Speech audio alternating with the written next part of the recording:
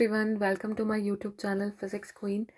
हम आगे जेस के क्वेश्चन सीरीज में डिस्कस करने वाले हैं। Next question, if theta and phi here are respectively the polar and azimuthal angles on the unit sphere, so what is average of cos square theta and average of sine square theta. यहाँ पर देखिए theta की terms में बात कर रही है और की जा रही है, और थीटा जो है वो पोलर एंगल है यहाँ पर। तो आपको यहाँ पर जो स्फीयर है, पूरा जो यूनिट स्फीयर है जिसकी रेडियस 1 है, उसके लिए आपको एवरेज किसी भी फंक्शन का हम निकालते हैं तो इस तरीके से निकालते हैं। तो प्रॉपर आपको इंटीग्रेशन से सॉल्व करना होगा। तो आपको पता है कि यहाँ से जो टर्म बनेगी हमारे पास, तो 4 पाई विल बी देयर, डिनोमिनेटर में भी 4 पाई 4/3 पाई r³ आ जाएगा यहाँ से। और जो वैल्यूज़ आपको यहाँ से मिलेगी दैट विल बी इंटीग्रेशन, एक में रहेगा आपका cos square theta and sine theta d theta का 0 से पाई में, और इसके लिए रहेगा integration sine 0 to pi sin³ theta d theta का। तो ये वैल्यू मिलेगी आपको यहाँ से 2/3, बाकी कैंसिल हो जाएगा और इसके लिए मिलेगा 1/3।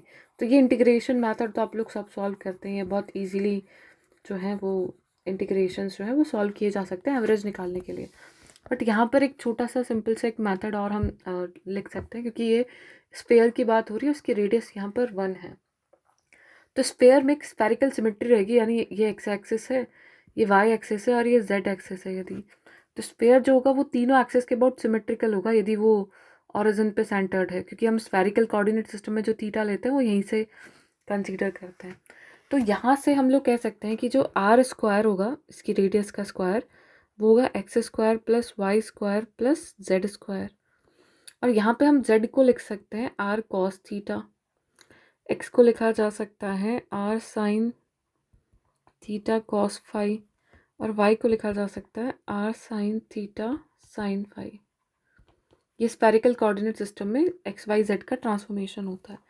तो यहाँ से यदि हम एवरेज ऑफ आर स्क्वायर निकालें यहाँ से, तो ये कितना आ जाएगा, average of x square plus average of y square plus average of z square. Spherical symmetry है क्योंकि स्फेयर है, इसीलिए ये जो होगा ये वाई स्क्वायर के इक्वल होगा एंड ये इक्वल होगा यहाँ पे जेड स्क्वायर के। तो यहाँ से हम आर स्क्वायर को क्या लिख सकते हैं, 3 ऑफ जेड स्क्वायर लिख सकते हैं, क्योंकि दोनों सेम है। सो 1 2 3 3 टाइम ऑफ जेड स्क्वायर का एवरेज हो जाएगा। अब यहाँ से जेड को हम लिख सकते हैं आर कॉस थीटा, तो ये हो गया एवरेज ऑफ आर स्क्वायर, और ये 3 average of are square cos square theta. So इसको भी हम अलग से लिख सकते हैं। तो यहाँ से हमें पता चल रहा है कि डायरेक्टली हम 3 average of are square average of cos square theta and average of are square, तो यहाँ से देखिए average of cos square theta आपके पास आ गया 1/3। सिमिलरली आपको पता है कि sign square theta plus cos square theta जो होता है वो 1 रहता है। तो average of sine square theta plus average of cos square theta will be 1 here. तो यहाँ से average of sine square theta कितना आ गया, 1 - 1/3, इट्स डायरेक्टली 2/3। तो इस तरीके से भी आप इस क्वेश्चन को जो है सॉल्व कर सकते हैं। सो आई होप क्लियर होगा सबको। नेक्स्ट क्वेश्चन देखते हैं यहाँ पर। So the next question, the function f of x shown below has non-zero values only in the range 0 to a. x की जो रेंज रहेगी वो 0 से a तक रहेगी यहाँ पर। सो ये है x की 0 वैल्यू और ये है a वैल्यू। तो आपका जो x है वो 0 से a के बीच में है, तो आपका फंक्शन की वैल्यू जो है वो 1 है। अब यहाँ पर आप क्या बोल रहे हैं कि f of 3x को रिप्रेजेंट करना है, यानी x को आपने 3x से रिप्रेजेंट कर दिया, तो इसकी रेंज भी 0 से a के बीच में ही रहनी चाहिए। तो यहाँ से x जो है वो 0 और a/3 के बीच में आ गया। तो और यहाँ से हमने सिर्फ x में चेंज किया, उसकी y वैल्यू में कोई चेंज नहीं किया, तो दैट विल बी 1 ओनली। तो ये ऑप्शन यहाँ से डिस्कार्ड ही हो गया, क्योंकि y वैल्यू को चेंज कर रहा है, यहाँ 1 है, ये डिस्कार्ड नहीं होगा, यहाँ 1 है। बट जो रेंज है इसकी वो है 1 से a, जो कि पॉसिबल नहीं है। रेंज हमें चाहिए 0 to a/3। तो सिर्फ ऑप्शन ए में 0 to a/3 रेंज है और इसकी वैल्यू जो है वो 1 है। तो जो ग्राफ है वो श्रिंक हो जाएगा थोड़ा सा। यदि आप x की वैल्यू में इंक्रीमेंट करते हैं तो इसकी जो रेंज है वो श्रिंक हो जाएगी 0 से a/3 में। तो ग्राफ जो होगा वो श्रिंक्ड ग्राफ होगा। So I think it's also clear to everyone. Next complex function, इसमें आपको पोल्स निकाल के रेसिड्यूज निकालने होंगे, थोड़ा टाइम लगेगा, तो अभी इसको नेक्स्ट वीडियो में लेंगे, लंबा हो जाएगा नहीं तो ये वाला कर लेते हैं। Consider a complex number z = x + i/y where do all the zeros of cos z lie. तो कॉस जेड को ज़ीरो करने का मतलब है z should be pi by two और the order even multiple of pi by two. तो यहाँ पे जेड की सारी क्या पॉसिबल वैल्यूज़ होंगी, ओनली रियल वैल्यूज़ पॉसिबल होंगी। सो जेड को एक्स प्लस आउटा वाई लिख रहे हैं तो सिर्फ आपको यहाँ पर एक्स की वैल्यूज़ होनी चाहिए और वाई जो है वो ज़ीरो होना चाहिए। तो सारे सोल्यूशंस, क्योंकि जेड की रियल वैल्यूज़ हैं जो कि y equals to zero line पे ही लाया करेगी because zeros of cos z. तो इसका भी ऑप्शन ए हो गया, डायरेक्ट आप लिख सकते हैं क्योंकि रियल वैल्यू है जेड की। तो वाई क्या हो जाएगा, ज़ीरो हो जाएगा। आपकी ये होती है रियल एक्सेस एक्स वाली और वाई वाली होती है इमेजनरी एक्सेस। तो यहाँ पर y equals to zero line, जिस लाइन पे वाई ज़ीरो है, real value will be there. Okay, so next question यहाँ पर देखिए, two identical simple pendulum of length L are connected by a spring at a height of L by 2 as shown in the figure. Assuming the spring constant is mg by L, where m is the mass of the bob and g is the acceleration due to gravity. So the ratio of the highest to lowest eigenfrequencies of the system. देखिए जितना मुझे समझ आ रहा है इसमें, यदि हम इसे आइगन फ्रीक्वेंसीज की बात करते हैं तो हमें जाना है इसमें ओमेगा की वैल्यूज़ के लिए। ठीक है, तो ओमेगा की जो वैल्यूज़ हैं और यहाँ पे दो पेंडुलम आपके पास, तो डबल स्प्रिंग पेंडुलम का कंसेप्ट हो गया ये। तो जो पेंडुलम्स होंगे वो उनको हमें यहाँ से डिस्प्लेस करना पड़ेगा, है ना। तो यहाँ पर पहले तो आपको लेग्रेंजियन लिखना पड़ेगा। लेग्रेंजियन होगा टी माइनस वी। तो इसमें कुछ शॉर्ट ट्रिक भी आई थिंक होगी क्योंकि ये जो क्वेश्चन है किसी तरीके से तो और भी होता होगा। सो मैं और सोचूंगी इसके बारे में, बट अभी तो हम बेसिक जो प्रॉपर मेथड है उसी से सॉल्व करते हैं। सो लेग्रेंजियन हमें लिखना है तो काइनेटिक एनर्जी और पोटेंशियल एनर्जी चाहिए होगी, इसके लिए हमें इसे डिस्प्लेस करना पड़ेगा। तो इसकी लेंथ एल है पूरी और इसको थोड़ा सा डिस्प्लेस कर देते हैं, तो ये हो जाएगा यहाँ पे थीटा 1 और ये हो जाएगा इसका इधर डिस्प्लेसमेंट थीटा 2। दोनों की डिफरेंट डिस्प्लेसमेंट होंगे, इसको x1 बोल दो, इसको x2 बोल दो। तो अभी x1 x2 को आपको निकालना पड़ेगा कॉस थीटा साइन थीटा की टर्म्स में, है ना। तो अभी इसकी हम बात करें तो इसके लिए हम लिख सकते हैं x1 थीटा और इसको हम, ये लेंथ अभी भी l है तो l cos theta 1 and l sine theta 1। x1 और y1 निकाले जाते हैं यहाँ पर, तो ये हो जाएगा l कॉस थीटा 1 और y1 हो जाएगा l साइन थीटा 1। अब यहाँ पे आप निगेटिव पॉजिटिव का कंसीडर कर सकते हैं, तो इसको रेफरेंस मान रहे हैं तो ये दोनों निगेटिव हो जाएंगे, है ना। अब डिपेंड करता है आप कहाँ से इसको ओरिजिन मान रहे हैं। तो ये जो टर्म है ये पॉजिटिव, एक्स पॉजिटिव और वाई नेगेटिव ले लेते हैं। सो x1 जो है वो आपका साइन में रहेगा, एक सेकेंड।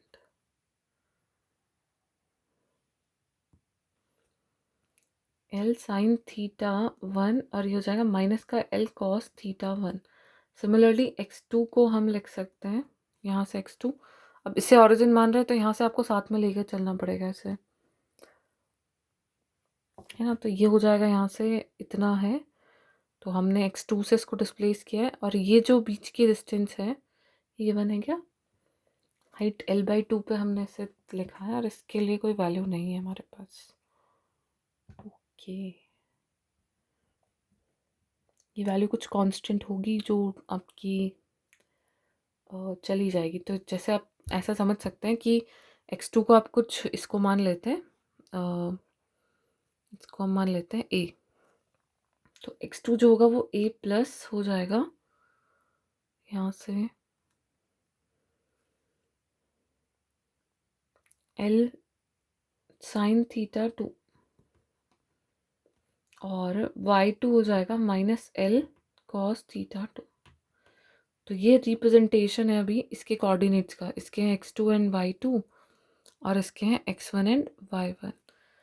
तो यहाँ से हमें लेग्रेंजियन चाहिए तो हमें x1 dot square plus y1 dot square, similarly x2 dot square and y2 dot square करना होगा। तो x1 डॉट हो जाएगा आपके पास l कॉस थीटा 1, स्क्वायर में चाहिए ना हमें तो हम इसका स्क्वायर कर देंगे डायरेक्टली ताकि पॉजिटिव नेगेटिव का भी लफड़ा ख़त्म हो जाए। थीटा 1 डॉट स्क्वायर प्लस यहाँ से आ जाएगा l cos theta 2 and theta 2 dot का square. Similarly y1 dot square आपको मिल जाएगा, मतलब ये x1 है और ये x2 dot square. y1 dot भी सेम मिल जाएगा, l sine theta one dot का स्क्वायर, और y2 dot square is l, और ये फिर से sine theta 2 and theta 2 dot का स्क्वायर। तो जो काइनेटिक एनर्जी होगी वो लिखी जाएगी हाफ m, मास सेम है, आइडेंटिकल है, तो मास m कंसीडर कर सकते हैं, and it will be x1 dot square plus y1 dot square plus half m x2 dot square plus y2 dot square. तो ये वैल्यूज़ आपको मिल जाएगी हाफ m, यहाँ से एल स्क्वायर मिलेगा, cos square theta 1 plus sine square theta 1 and theta 1 dot square मिल जाएगा, right. And यहाँ से मिल जाएगा half m same L square theta 2 dot square. तो यदि आपकी प्रैक्टिस अच्छी है तो ये सारे स्टेप्स तो आपको करने ही नहीं होंगे, आपने बहुत अच्छे से लैग्रेंजियन प्रैक्टिस किया है, तो आप सीधा फिर यहाँ वाले स्टेप पे पहुँच जाएंगे कि ये इसकी काइनेटिक एनर्जी होगी डायरेक्टली। और पोटेंशियल एनर्जी लिखनी होगी हमें, तो पहले का minus m g l cos theta 1, दूसरे का minus m g l cos theta 2, दोनों की पोटेंशियल एनर्जी। अब इन दोनों में जो एक्सटेंशन और कंप्रेशन हो रहा है उसकी जो है स्प्रिंग की एनर्जी भी लेनी पड़ेगी हमें, है ना। तो ये तो जा रहा है आपका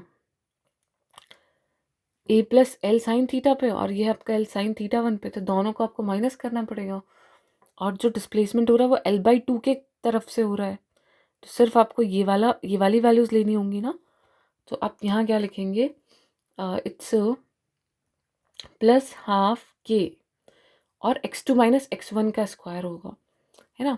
तो x2 माइनस x1 का स्क्वायर यहाँ पर हो जाएगा l/2 साइन थीटा 1 माइनस, आपको डिस्प्लेसमेंट देखना है कि कितना डिस्प्लेसमेंट हुआ है, l/2 साइन थीटा 2 का स्क्वायर। ये आपकी पोटेंशियल एनर्जी आ गई। अभी यहाँ पर क्या कर सकते हैं, स्मॉल थीटा के लिए हम या तो एक्सपेंड कर सकते हैं तो काफ़ी इजी हो जाएगा, और मतलब कॉस थीटा को तो आप लिख दीजिए 1 माइनस थीटा स्क्वायर बाई 2, और साइन थीटा को लिख दीजिए अप्रॉक्स थीटा। चॉइस है आपकी, आप चाहें तो पूरा लेंदी वे से भी कर सकते हैं, इससे थोड़ा इजी कैलकुलेशंस हो जाएंगी। तो वी आ गया यहाँ से minus m g l 1 minus theta 1 square by 2 minus m g l 1 minus theta 2 square by 2, ठीक है। और यहाँ से आ जाएगा, यहीं लिख देती हूँ, प्लस के एल स्क्वायर और बाई 8। ये देखो मैं एल को भी अलग अलग लिख रही हूँ, स्मॉल एल ही कर लेते हैं ना, इसको स्मॉल एल कर लो ताकि कंफ्यूजन ना हो। और के एल स्क्वायर बाई 8, और इसको हम लिख देते हैं थीटा 1 माइनस थीटा 2 का होल स्क्वायर। तो ये हमें वी की वैल्यू मिल गई। इसको हम और सिंप्लीफाई कर सकते हैं यदि, तो एम जी एल माइनस का 2 mgl मिल जाएगा यहाँ से, और के की जो वैल्यू है वो गिवन है m g by l also. तो के को आप पुट कर देंगे एम जी बाई एल से, तो एक एल कैंसिल हो गया, यहाँ से भी एम जी बाई एल आएगा, तो एम जी एल आ जाएगा यहाँ से, तो माइनस 2 mgl, और यहाँ से m g l by 2 common ले लेते हैं, है ना। तो अभी हमारे पास थीटा 1 स्क्वायर वाली टर्म है यहाँ पर, और यहाँ पे भी थीटा 1 स्क्वायर वाली टर्म आएंगी। 2 हमने बाहर ले लिया, तो 1 plus 1/4, so it's 5/4 theta 1 square, same 5/4 theta 2 square मिल जाएगा, और थीटा 1 थीटा 2 थीटा 1 थीटा 2/4, तो 2 आ जाएगा, ठीक है। तो ये आ गई पोटेंशियल एनर्जी, और ये आ गई आपके पास काइनेटिक एनर्जी। तो काइनेटिक एनर्जी के लिए हम लिख सकते हैं, इसको हम लिख लेंगे m l square 0 m l square, क्योंकि ये हमारी काइनेटिक एनर्जी की टर्म हम जो है, हमें सिर्फ इसका कोफिशिएंट लेना होता है हाफ और थीटा 1 डॉट स्क्वायर का, और that is m l square in both cases. और वी को यहाँ से लिखते हैं, तो वी की मैट्रिक्स आ जाएगी आपके पास। अब यहाँ देखिए 5/4 है, ठीक है, और एम जी एल हाफ चाहिए हमें बाहर, और ये भी यहाँ पर है 5/4 mgl, कोई दिक्कत नहीं है। अब θ1 θ2/2 है, एक जगह तो 4 आएगा, एक जगह भी 4 आएगा, तभी तो 2 बनेगा। तो -mgl/4, यहाँ भी -mgl/4। सेम कोफिशिएंट से कंपेयर किया और टी और वी मैट्रिक्स लिख ली। अब इसके बाद में v minus omega square T का डिटर्मिनेंट 0 कर देंगे। तो इसको करते हैं 0, तो ये मिलेगा आपको 5/4 mgl minus ml square omega square minus mgl/4, again minus mgl/4 and 5/4 mgl minus ml square omega square. यहाँ से इसका डिटर्मिनेंट 0 करना है, तो यहाँ से आपको ओमेगा की 2 वैल्यूज मिल जाएंगी क्योंकि ओमेगा स्क्वायर में है। ठीक है, तो इसको 0 करके देखते हैं क्या मिलता है। काफ़ी लेंदी सोल्यूशन हो गया इसका, एक्सप्लेन करने में थोड़ा और लेंदी हो रहा है, खुद से करेंगे तो इतना लेंदी नहीं होगा, कोई तो इसका और भी तरीका होता होगा। L/2 पे हमने स्प्रिंग लगाई है ना, इसमें सोचना पड़ेगा। So it's minus ml square omega square का स्क्वायर और माइनस mgl/4 का स्क्वायर इक्वल्स टू 0। तो a square minus b square है, a प्लस बी और a माइनस बी 2 सोल्यूशंस होंगे यहाँ पर। तो 5/4 mgl minus ml square omega square, ये a है। एक बार क्या कर दो, इसको इक्वल कर दो mgl/4 के। ठीक है, तो यहाँ से देखिए m तो कैंसिल हो गया सबसे, एक l भी कैंसिल हो गया, सॉरी हाँ नहीं mgl/4 ही आएगा यहाँ से। तो यहाँ से आपको ओमेगा स्क्वायर जो है वो मिल गया है, l ओमेगा स्क्वायर है यहाँ पर, एंड ये इक्वल आएगा यहाँ से, मतलब l की टर्म्स में ओमेगा मिलेगा आपको यहाँ। सो g/4 5/4 माइनस 1/4, तो 1 हो गया, तो इट्स ऑलरेडी g है ना, यहाँ से g बच गया, तो ओमेगा यहाँ से आ गया √g/l। तो एक तो ओमेगा आपको मिल गया √g/l, दूसरा ओमेगा में आप क्या करेंगे, इसको माइनस करेंगे इधर, थोड़ी जगह बची है कहीं पे, यहाँ बची है।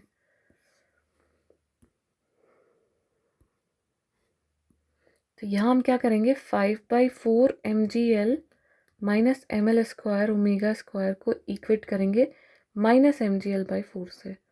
तो ये साइड जाएगा तो माइनस इधर प्लस आ जाएगा, 6/4 आपको मिलेगा यहाँ से, है ना। तो 6/4 यहाँ से मिला omega square is equals to 6/4 gl का, तो ओमेगा को डायरेक्ट रूट में कर दो, सो इट्स √3g/2l।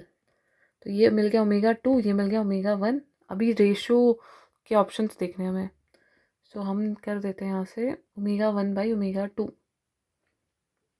तो √2/3 और √3/2 तो एक ही ऑप्शन में है, तो √3/2 आंसर आ जाएगा।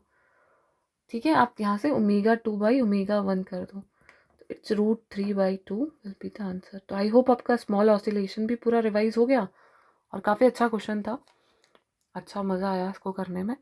बस ये ध्यान रखिएगा कि यहाँ जो चेंजेस आ रहे हैं ना, क्या चेंजेस आ रहे हैं, L/2 sin थीटा बनाएगा यहाँ पर।